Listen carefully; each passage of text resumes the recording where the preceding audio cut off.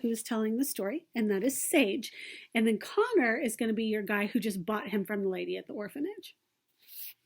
So he's more of a supporting character. I resisted the temptation to open my eyes until my situation became clear. My wrists were tied behind my back with a coarse rope, one that might be used to lead a horse. If it was, then I wondered if the rope was a last-minute idea. Maybe Connor hadn't expected to be taking me by force. Connor should have come more prepared. This thick rope worked to my advantage. It was easier to loosen the knots. Someone coughed near me. Didn't sound like Connor. Maybe it was one of his thug vigils.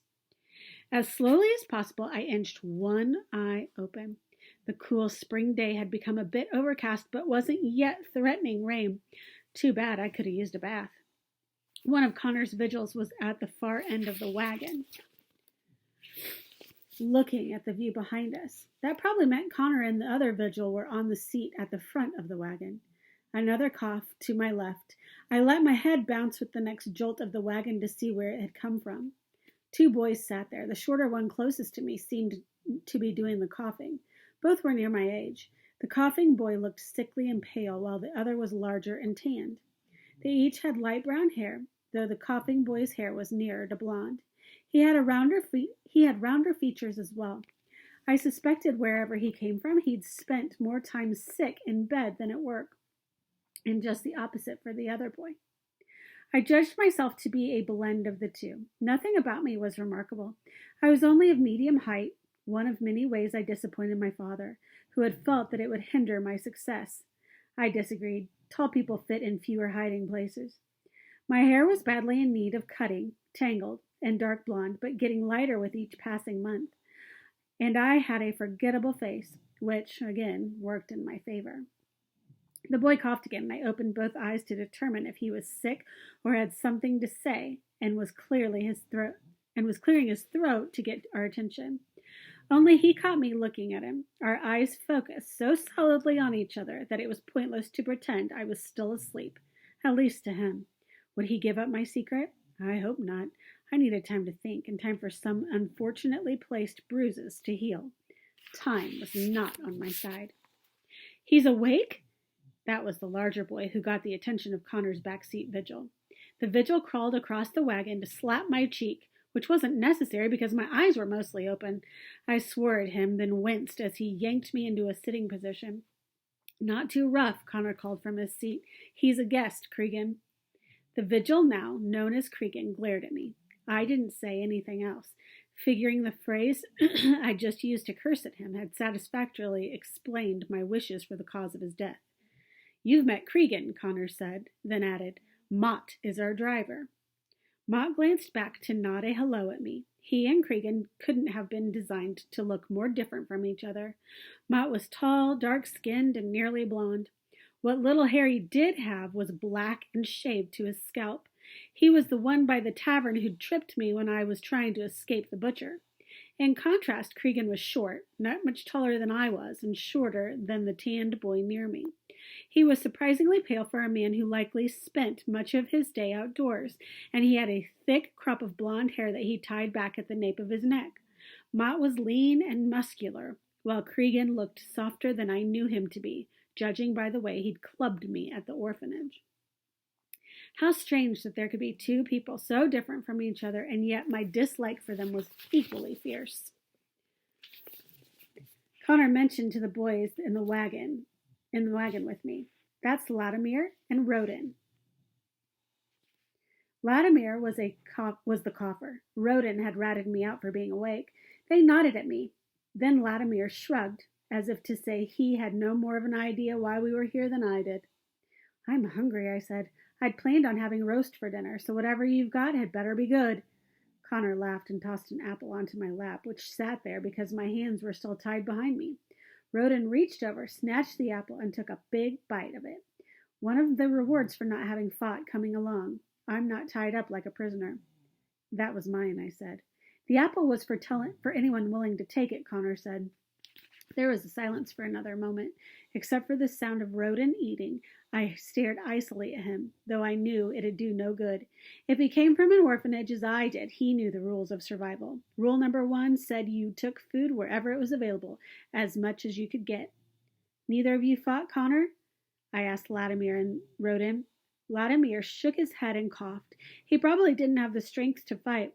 Roden leaned forward and wrapped his arms around his legs. I saw the orphanage you came from. It was 10 times the place I lived in. Then Connor comes and says if I cooperate, I could get a big reward, so no, I didn't fight. You might have given me that nice speech instead of having me hit over the head, I told Connor. What's the reward?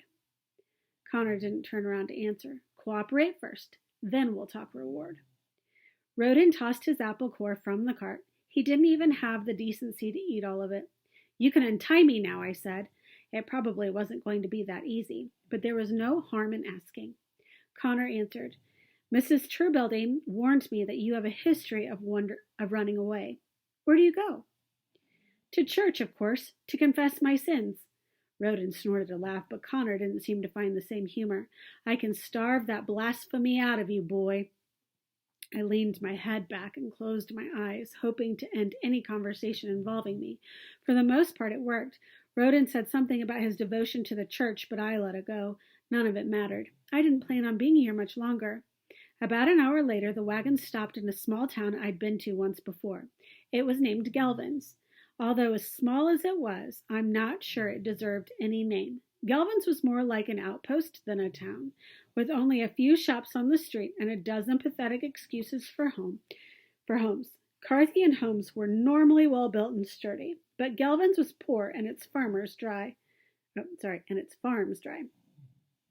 A sturdy home was a luxury few here could dream of, much less afford to build. Most of these thin wooden structures looked like they would be finished in a stiff windstorm. Our wagon had stopped in front of a shack with a small sign over the doorway, identifying it as Gelvin's Charity Orphanage. I knew this place. I'd stayed here several months ago after Mrs. Trebeldy temporarily kicked me out. Connor took Mott with him and left Cregan to guard us. As soon as Connor left, Cregan jumped out of the wagon and said he was going to get a quick drink in the tavern and that he'd personally kill any boy who tried to escape. Another orphan? Roden asked. Connor's probably been to every orphanage in the country. What could he possibly want with all of us? You don't know, I asked. Latimer shrugged, but Roden said, he's looking for one particular boy, but I don't know why. He won't want me, Latimer's voice was so quiet, the snorting of our horses nearly drowned him out. I'm sick. Maybe he will, I said. We don't know what he wants. I plan on being whatever he wants, Roden said. I'm not going back to any orphanage, and I've got no future on the streets. Who is Bevan Connor? I asked. Do either of you know anything about him? I overheard him speaking to Master Grippings, who runs the orphanage where Roden and I lived, Latimer mumbled. He said he was a friend of the king's court. King Egbert? I shook my head. Connor's lying then. Everybody knows the king has no friends. Latimer shrugged. Friend or enemy, he convinced Master Grippings that he was here as a service to the king. What does that have to do with us? I asked. A handful of orphan boys? He just wants one boy, Roden reminded us. The rest of us will be cast away as soon as we become useless to Connor. He said as much to Master Grippings. Let me make it easier on you, I said to Roden. Untie me and I'll be on my way. That's one less boy to contend with. I'll do no such thing, Roden said. Do you think I want to be punished for your escape? Fine, but the knots are really tight. Could you just loosen them? Roden shook his head. If they're tight, it's because you irritated Connor's vigils, and you probably deserve it. Connor wouldn't want him to be hurt, Latimer crept toward me and said, Turn around. I can't maneuver with my arms behind me. Just reach back there. Latimer stretched an arm across my back, which I caught with my hand and twisted behind him. Roden jumped up to one knee, startled, but with my other hand I slipped a noose over Latimer's neck and pulled it so that it was nearly tightened. Roden froze, waiting to see what I'd do next. Getting the rope off my wrists had been an easy matter. Knotting it into a noose was a bit trickier, although now was not the time to admire my handiwork. Roden didn't look impressed with my behind-the-back knot tying. Clearly he'd never attempted something like that before, or he would have been. Or maybe he just didn't want me to strangle Latimer in front of him. Not an inch closer to me, I warned Rodin, or else I'll dump him over the side of the cart and you can describe to Connor the sound of his snapping neck. Please don't do that, Latimer breathed. Rodin sat back down. I don't care if you kill him, and I don't care if you run away. Leave if you want, and pray Connor's vigils don't find you. I stood, apologized to Latimer for threatening to kill him, and then gave a ceremonial bow to Rodin. The bow might have been a mistake. Midway through standing up straight, Cregan whacked me in the back with the flat end of his sword. I fell forward, all air knocked from my lungs. You know what had happened to me if I let you get away, boy? Cregan snarled. I knew, and I wasn't entirely opposed to it. You said you'd kill anyone who tried to escape, Rodin reminded him. And so I will, Cregan said, baring his teeth when I turned to look at him.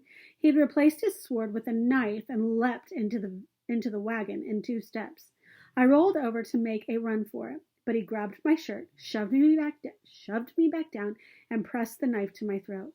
Master Connor doesn't need all of you, and I think he needs you least of all. Suddenly I had motivation to be needed by Master Connor. Okay, I grumbled. You win, I'll cooperate. You're lying, Cregan said. I often lie, but not about this. I'll cooperate. Cregan smiled, pleased to have humiliated me. He replaced his knife in the sheath. Let's start again. He replaced his knife in the sheath at his waist, then yanked me up by my collar and tossed me into the corner of the wagon. We'll see. A minute later, Connor returned to the wagon with Mott and a boy walking beside him. I squinted, certain I recognized him. He was tall and unusually thin. His hair was darker than both mine and Rodin's, but his was stringy and straight and more in need of a trim than mine, if that was possible. Uh-oh, somebody's moving over here. The boy climbed dutifully into the back of the wagon. Connor glanced at my untied hands and then at the thin vein of blood trickling down my neck. He eyed Cregan. Any trouble? None, sir, Cregan responded. Only I believe you'll find Sage to be more cooperative now. Connor smiled as if that was all he needed to know of the matter. I'm glad to hear it. Boys, meet Tobias. He'll be joining us in our quest. What quest? I asked. Connor shook his head. Patience, Sage. Patience is the mark of a ruler. And that was my first clue about why Connor had taken us. We were all in terrible danger. Okay, so that is the end of chapter 2. What I would like for you to do to go along with this one is I want you to make a list of all of the characters so far. I don't care about spelling. Spelling doesn't matter. Just make a list and email it to me. Now, on that list, I want you to tell me the name of the character and who they are in the story. So, for instance, if I wanted to put Sage on there, which hopefully would be your first one because he is the main character. So I would put Sage and put he's the main character. If I was going to list the other boys who are also from orphanages, I might just call them orphans. Okay? If I was trying to figure out like the guys that were there with Connor, it described them as vigils. It's Vigil. I don't know what that word means. Maybe you guys can look that up and find out what a vigil is. Okay, so the goal for March 24th, after you've listened to me read, make a list of your characters and tell me who they are. Okay? All right, you guys have a good rest of your day, and I will see you soon. See ya.